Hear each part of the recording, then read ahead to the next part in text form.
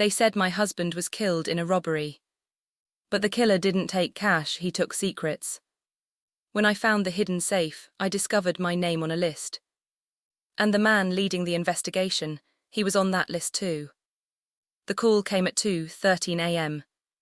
It's strange how a single sound can change your life, a ringtone, sharp and sudden, slicing through sleep. I almost didn't answer. Mrs. Hale. The voice was calm, practiced, the kind they train you to use when delivering bad news. There's been an incident. Your husband Daniel, there was a break-in at your residence. Break-in, the word barely landed before the next one hit. He's been pronounced deceased at the scene. My heart stopped moving, but my body didn't. I remember stumbling out of bed, the cold floor burning under my feet, keys slipping from my hand as I ran to the car barefoot. The streets were quiet, too quiet, as if the whole world had paused to listen. When I reached the house, there were flashing lights, yellow tape and faces that looked sorry but detached. A uniformed officer stopped me. "Ma'am, you can't go in." "I live here," I screamed, shoving past him. The smell hit first, metallic and heavy. Blood has a way of claiming a room even when it's been scrubbed away. The living room was untouched. The kitchen still had last night's dishes. Nothing was broken, nothing stolen. Only Daniel was missing. They said it happened fast, an intruder, maybe two, forced entry through the side door. Daniel confronted them. They shot him once in the chest. He died instantly. A robbery, they said. But there was a problem. Daniel never left anything to chance. We had biometric locks, motion alarms, cameras synced to his phone. He built that system himself. And yet no alarms went off, no footage recorded. Almost like someone had disarmed it from inside. I walked into his office. It smelled faintly of cedar and cologne. His leather chair still faced the window, papers stacked perfectly on his desk. But one thing stood out, the painting above his desk. It was slightly crooked. Daniel hated imperfections. I reached up to straighten it and froze. Behind it was a small metal door, a safe. One I didn't know existed. "Mrs. Hale." The voice behind me made me jump. A tall man stood in the doorway, suit perfectly pressed, badge glinting under the light. His presence didn't feel like comfort, it felt like control. "I'm Detective Reed," he said, stepping inside. "I'm so sorry for your loss." He looked around the office with eyes that moved too deliberately, like he was searching for something he already knew was there. "Do you mind if I ask you a few questions?" he said softly. I nodded, my throat tight. "How long have you been married to Daniel?" 8 years. Any trouble recently? Anyone threatening him? No, I swallowed hard. Daniel was private, he never talked about work. Reed's gaze flicked toward the painting, then back at me. "Did your husband ever mention keeping valuables here? Jewelry, money, documents?" "Why?" He shrugged lightly. "Most robberies like this aren't random. Sometimes it's someone who knows the house layout." His tone was gentle, but his eyes weren't. They were scanning every inch of the room. I wanted to ask how he knew where to look. Instead, I whispered, "Can I see him?" Reed's expression shifted, almost sympathetic. "Not tonight, he's being examined." I nodded, numb, but as he turned to leave, he paused at the doorway. "If you remember anything unusual, anything at all, call me. Even small details can matter." He handed me a card, then looked back one last time at the crooked painting, almost smirking. When he left, I stood alone in the office, heart pounding. I turned toward the safe again. It was small, steel, with a digital lock and no keyhole. Daniel never told me the combination. But I knew his patterns. He used dates that meant something. Our anniversary. The day we met. His mother's birthday. None worked. The safe beeped angrily after the third failed attempt. I stepped back, shaking. For a moment I thought I saw something reflected in the window, a figure outside, standing under the streetlight. Tall, still, watching. When I blinked, they were gone. The next morning I returned after the police cleared the scene. The silence felt heavier now, like the house was holding its breath. I went straight to the office and stopped cold. The painting was perfectly straight again. And taped to the safe door was a note written in neat handwriting. "Don't tell Reed." I stared at the note for what felt like hours. Don't tell Reed. My fingers trembled as I peeled it from the metal, reading it again and again. Someone had been here after the police left, someone who knew about the safe and about Reed. I looked around, nothing else was touched. The faint scent of cologne hung in the air, not Daniel, something sharper, synthetic. I pressed my hand against the safe, cold, unforgiving. Whoever left the note wanted me to keep a secret, but from who? The man investigating my husband's death. I couldn't decide which was worse, trusting a stranger or trusting a cop who already knew too much. I needed answers. So I called the only person I could trust, Maya, my best friend since college. Come over, I whispered into the phone. Now, and don't tell anyone where you're going. When she arrived, she took one look at my face and froze. Oh my God, Lena, you look like you've seen a ghost. Maybe I have. I handed her the note. She read it, eyes widening. Read that, detective. I nodded. I don't like this, she muttered. You need to open that safe. I tried, the code doesn't work. Maya walked to the desk and started looking through drawers. Daniel was secretive but not careless. There has to be a clue somewhere. We searched for nearly an hour, files, receipts, notebooks, nothing. Then I noticed something small tucked under the desk blotter, a photo of us on our wedding day. On the back, in Daniel's handwriting, were 6 numbers. The date we met, but reversed. I typed them in. Beep, click. The lock released. Inside there wasn't jewelry, no cash, just a black leather notebook and a flash drive. The notebook was filled with names, columns of them, and addresses written in Daniel's familiar handwriting. Maya frowned. What is this? I flipped through it. The pages were organized, methodical, almost clinical. Next to each name was a short note. Transfer completed. Terminated. Under observation. And then at the bottom of one page, I saw something that made my blood run cold. My name's Lena Hale, pending. Maya gasped. Pending, what the hell does that mean? I don't know, I whispered, gripping the page so tight it nearly tore. But whatever this is, Daniel was keeping tabs on people. Maya pointed to the flash drive. Plug it in. I hesitated. What if it's dangerous? What if it's the truth? So I did. The screen flickered to life, folder after folder of encrypted files. But one was open, a video file. It was grainy, time-stamped from 2 weeks before Daniel's death. In it, Daniel sat in his office, looking tense. Then someone stepped into the frame. Detective Reed. My breath caught. Daniel's voice was low, strained. If this leaks, we're both finished. Reed replied calmly, then don't let it leak. You know the rules, names on the list stay there for a reason.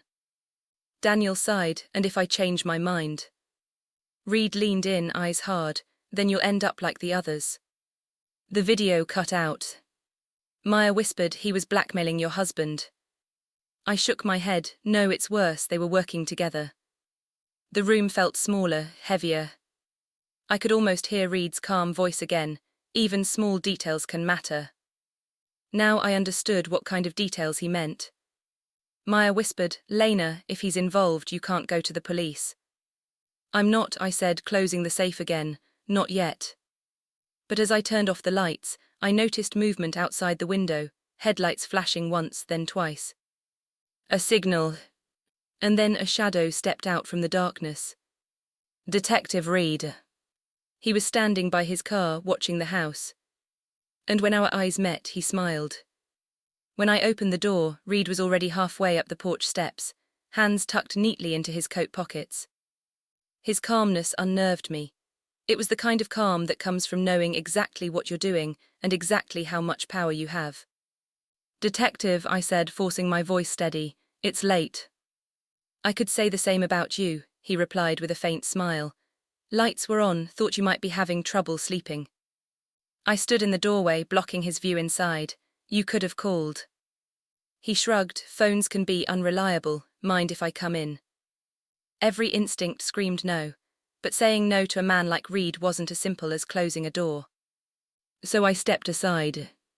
He walked in like he'd done it 100 times before, slow, deliberate, scanning everything. His eyes lingered on the office door.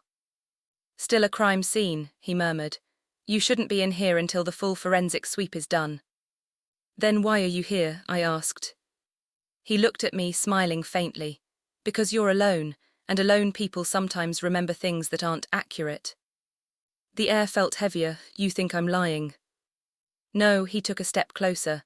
"I think you're confused, traumatized, maybe even seeing patterns that aren't there." He said it softly, kindly almost, but his eyes told a different story. "They said I know what you found." My heart pounded. "If you came here to intimidate me, it's working." Reed tilted his head, studying me. "Intimidate you? No, Mrs. Hale, I'm here to protect you. The man who killed your husband might not be done yet." I forced a shaky laugh. "And what makes you think that?" He paused at the office door and rested his hand against the frame. "Because Daniel wasn't the only one keeping secrets." Our eyes locked, the silence stretched. Finally, he turned away. "Lock your doors," he said, stepping back outside. "If you need anything, call me directly. Don't trust anyone else." Then he looked over his shoulder. "Especially not your friend." My blood ran cold. "Maya." He didn't answer, just smiled and walked into the darkness. When I heard his car drive away, I slammed the door shut and grabbed my phone. Maya answered on the first ring. "Lena's, what happened?" "He was here," I whispered. "Reed, he knows, he mentioned you." There was a pause. "He what?" "He told me not to trust you." Maya scoffed. "He's trying to isolate you. That's what men like him do, they make you doubt the only people left on your side." I wanted to believe her. God, I did. But something about her tone, calm, too calm, made my stomach twist.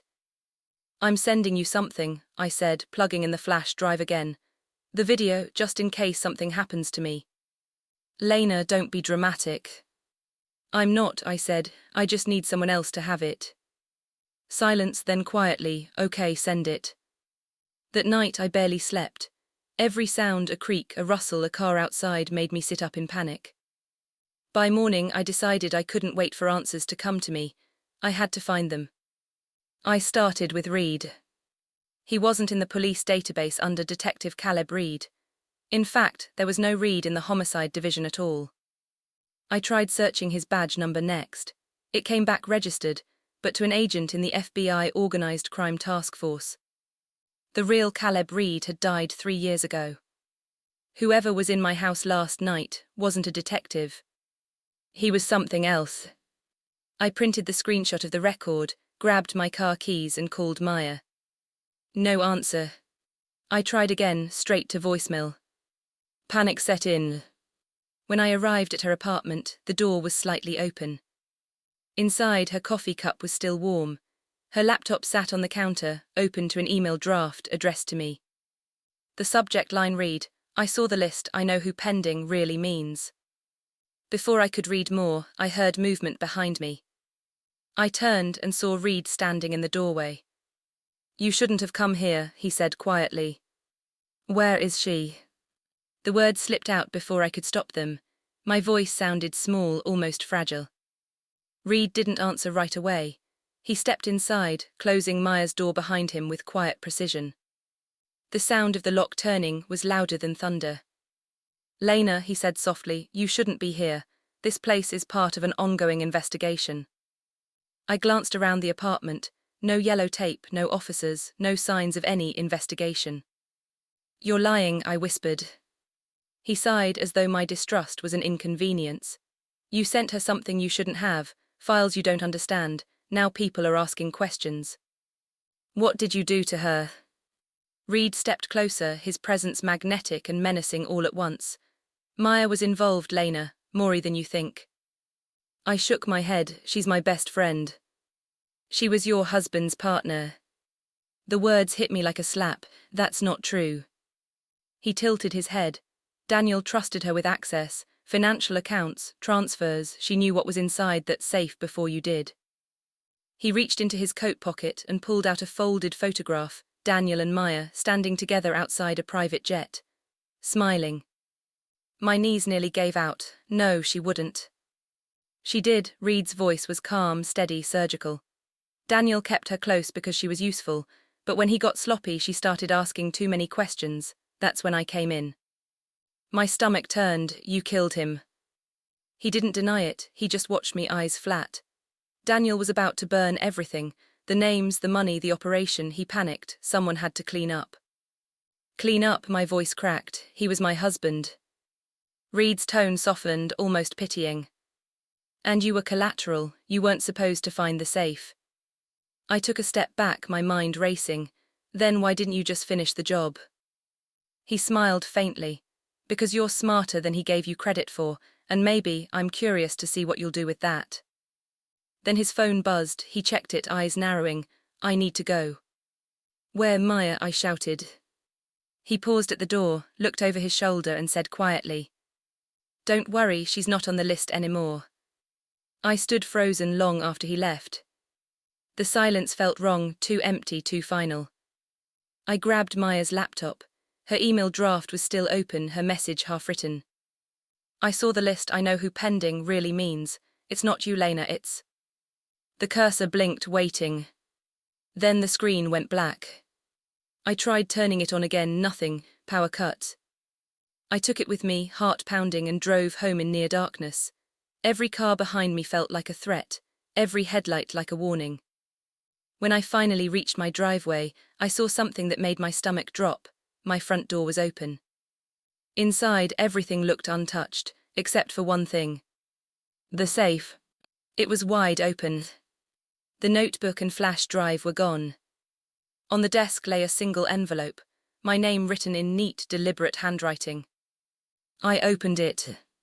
Inside was a single Polaroid photo, Maya, sitting in a chair, her hands bound, eyes wide. And behind her, Reed. The message scrawled across the bottom read, Finish what Daniel started or she dies. I sank to the floor, shaking, clutching the photo to my chest. My husband's killer wanted me to continue his work. And for the first time, I understood the true meaning of pending. It wasn't about me dying. It was about me deciding. Would I expose them or become part of what Daniel built? I didn't cry that night. Not because I wasn't scared, but because fear had finally run out of room. What filled me instead was something sharper, colder. Resolve. I looked at the photo again, Maya's terrified eyes, Reed's hand gripping her shoulder. The message beneath it, finish what Daniel started or she dies. I whispered into the dark, then I'll finish it. But not the way he thinks. By morning, I had a plan. If Reed wanted me to play Daniel's role, I would. I'd wear his mask, walk his path, just long enough to find where the monsters hide. I started by opening Daniel's encrypted laptop, which I'd recovered from the top shelf of his closet days earlier. He'd built it himself, biometric lock, double encryption. But Daniel had a flaw. He underestimated me. He once told me, every password has to mean something. And he loved patterns, especially prime numbers. It took 3 hours and one old photo of our honeymoon dates to crack it. The screen flickered to life. Emails, ledger entries, offshore accounts. A web of transactions under shell companies with names like Raven Enterprises, Cedar Line, the Arclight Trust. Each account linked to a number from the notebook, the list. Payments moved in and out of anonymous hands. Politicians, CEOs, even law enforcement. And buried in a hidden folder labeled Reed, I found a single video file. Daniel sat in the same office where he died. His voice was tense. If you're seeing this, Lena, I'm sorry. My breath caught. He continued, you were never supposed to be part of this, but I made mistakes. Reed thinks he runs the operation, but he's just a weapon, someone else is behind it. The man they call the broker. He cleans the money, moves the names, decides who dies. He leaned closer to the camera. I tried to stop it. That's why they came for me. The video cut off mid-sentence. For a moment, I couldn't breathe. There was someone above Reed, someone who ordered Daniel's death. And Reed, he was following orders too. I needed to reach him, not as an enemy, but as bait. I called the number on his card. He answered after one ring. Lena, his voice was smooth, almost amused. I was beginning to think you lost your courage. I'm ready, I said flatly. Tell me what you need me to do. A pause, then, meet me at the old harbor, warehouse 9, midnight. The air that night tasted like salt and rust. The warehouse was empty, except for one dim light and the echo of waves hitting concrete. Reed stood waiting, dressed in black, hands clasped behind his back. You're early, he said. You said you wanted me to finish what Daniel started. Fine, but I want proof Maya's alive. He smiled faintly. Always negotiating.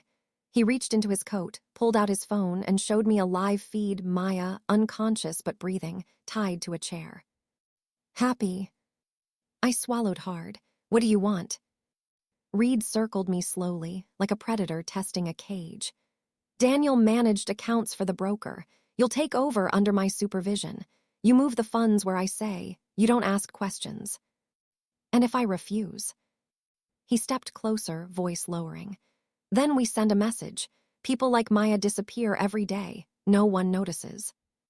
I stared up at him, pulse hammering, and whispered, You think you control me because you control fear. He smirked, Don't I? I forced myself to hold his gaze. No, Reed, you just think you do. Fear isn't control, it's fuel. His eyes narrowed, the faintest crack in his calm. He didn't realize I was recording every word. The pendant around my neck, a small, heart-shaped locket, hid a live mic connected to my phone. Everything he said was uploading directly to a secure drive. Let him think I was playing along. I'd play his game, yes, but I'd write the ending. As I left the warehouse, Reed called after me. Welcome to the family business, Mrs. Hale. I didn't turn around. Because in that moment, I wasn't Mrs. Hale anymore. I was the woman who'd lost everything. And I was ready to take it all back. For the next 2 weeks, I lived 2 lives. By day, I was the grieving widow the world pitied, quiet, polite, broken. By night, I became Daniel's ghost. Logging into offshore accounts, transferring money, pretending to serve the broker. Every move I made, Reed was watching. Every transaction, every message, he approved it, tested me, studied me. And I let him.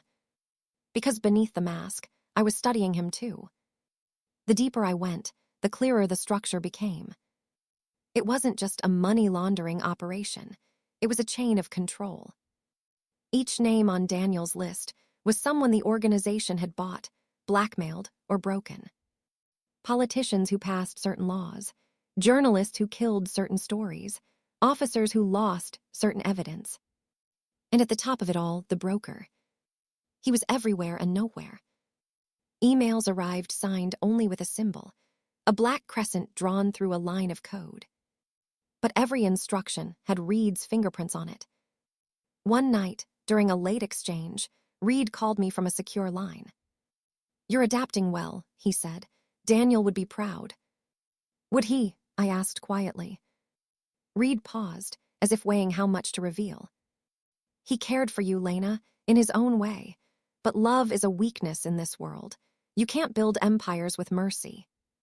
I forced a bitter smile he couldn't see. Is that what you tell yourself before you pull the trigger?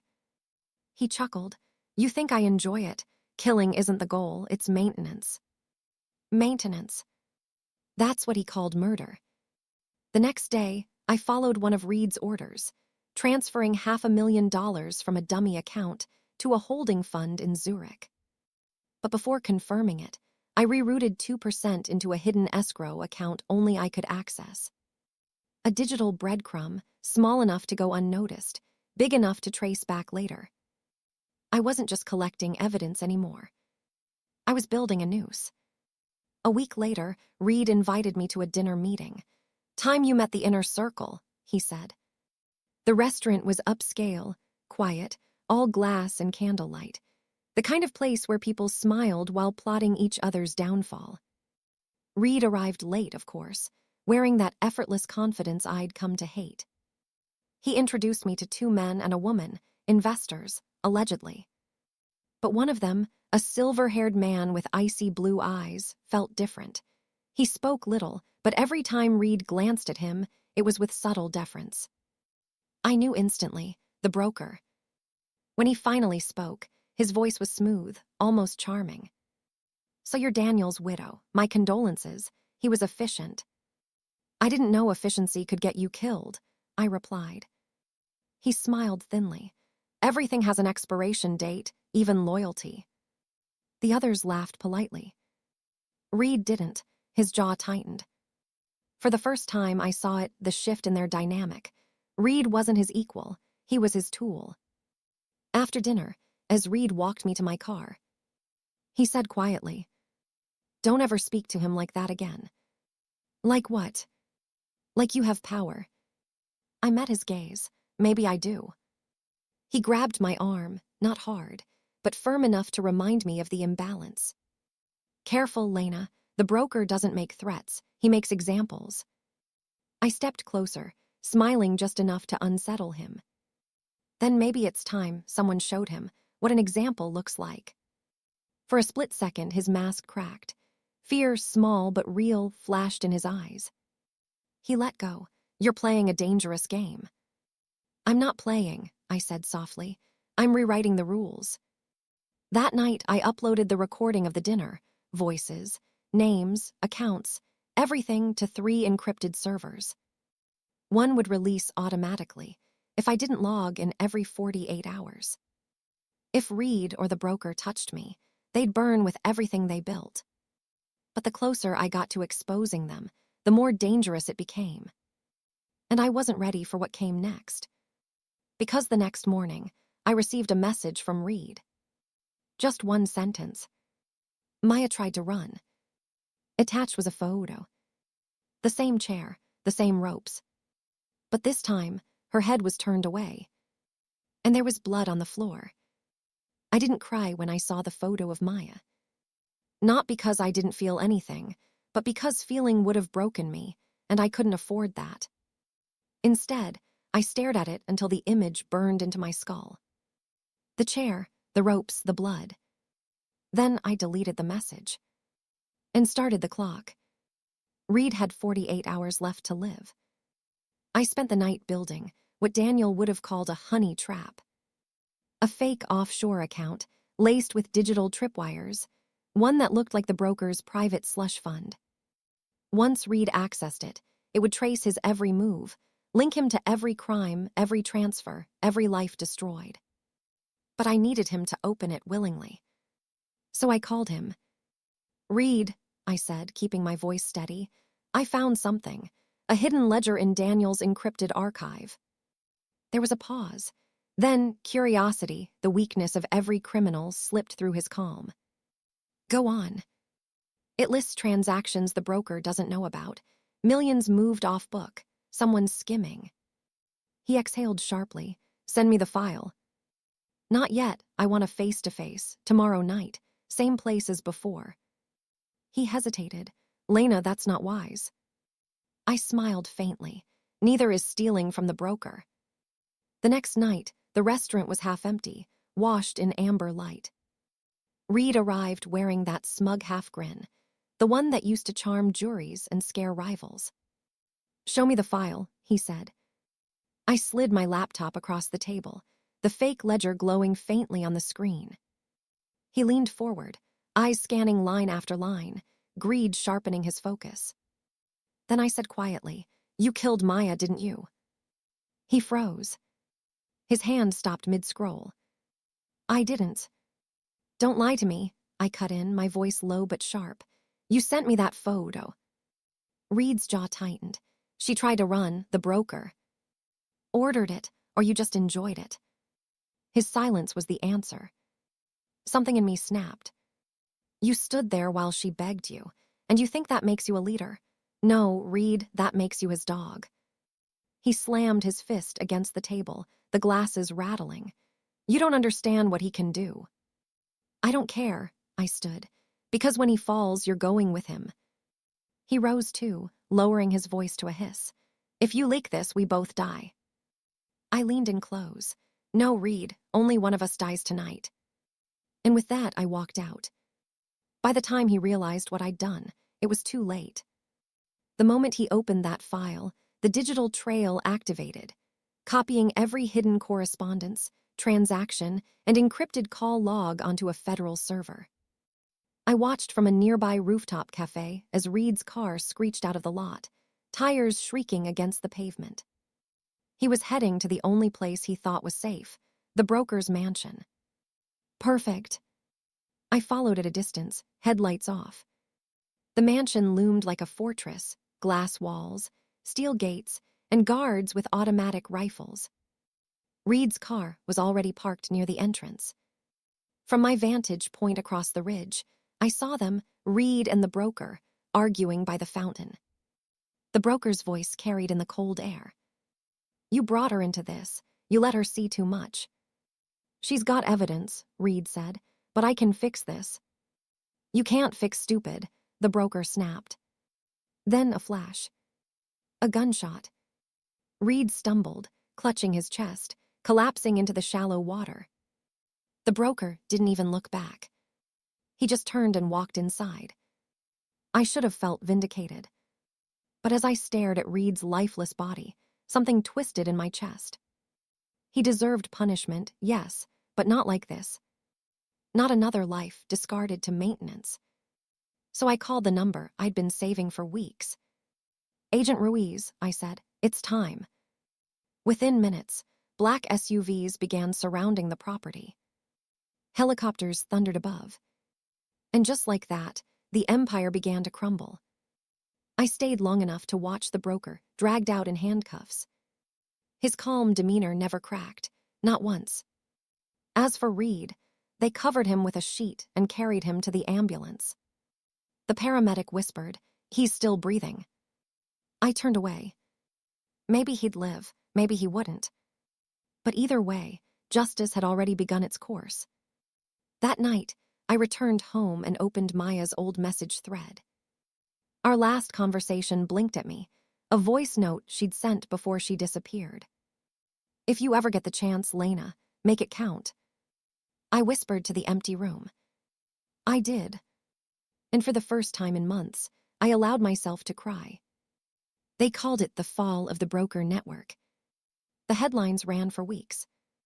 Global money laundering empire exposed. Dozens arrested in international operation.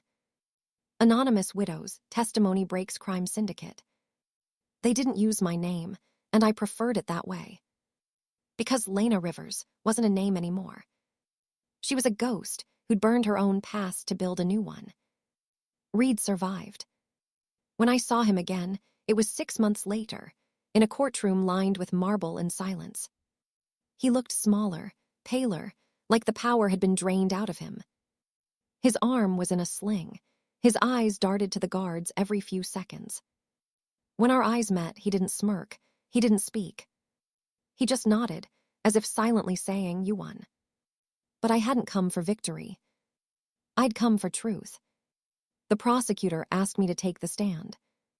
My hands trembled slightly as I placed them on the railing. I looked out over the sea of faces, officers, journalists, strangers. And then I began. "I was married to Daniel Rivers," I said. "I believed he was a financial consultant. But he was. He was part of a network that controlled governments, destroyed lives, and killed anyone who got in their way." I paused. "They killed my friend Maya. They tried to kill me, and for years. They thought they could buy silence with fear." I looked toward the broker, sitting cold and expressionless, his cufflinks glinting under the lights. "Fear is a temporary weapon," I continued. "Truth lasts longer." When I stepped down, Reed was next to testify. He told everything. Every account, every meeting, every kill order Daniel had executed under the broker's command. At one point, he stopped and glanced at me. "I was part of it," he said quietly. "But he pointed at me, she ended it." The courtroom fell silent. For the first time, I saw what humanity looked like on his face. Guilt. Regret. A man who'd finally realized the cost of his own ambition. The broker was sentenced to life without parole. Reed, 15 years in a maximum security facility, reduced for cooperation. When the verdict was read, I didn't smile. Because justice isn't sweet, it's heavy. It doesn't heal you. It just stops the bleeding long enough for you to start again. I sold the house. Moved to a small coastal town where no one knew my name. The sea was quiet there, the kind of quiet that made you listen to your own thoughts. Sometimes I'd walk along the pier and imagine Maya walking beside me, her laugh carried by the wind. And some nights, when the waves crashed against the rocks, I'd whisper to the ocean, "I did it, Maya, it's over." But I knew it never truly would be. Because justice isn't the end of a story. It's the echo that reminds you why it started. If someone ever tells you that you're too small to fight back, remember this. Empires don't fall from strength. They fall from a single crack in their foundation. Sometimes that crack is you. Don't let fear silence your truth. Don't let power convince you it's invincible. And never let anyone write your ending for you. Because when you rise quietly, patiently, relentlessly, the whole world will feel the quake of your comeback. If this story gave you chills, hit that like button, subscribe, and tell me in the comments, what's the most satisfying revenge you've ever seen play out?